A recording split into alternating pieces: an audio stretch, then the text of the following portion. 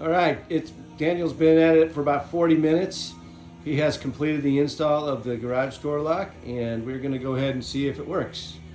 So Here we he's have getting ready to press the remote, the new remote that I have, and there's my new pad up on the wall, and then we're going to see if the door closes with the new remote and if the lock actually works. So go ahead, hit the button, Daniel.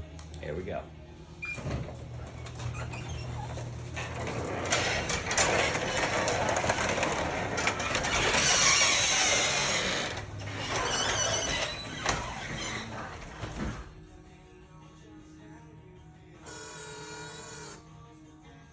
Wow, we nailed it.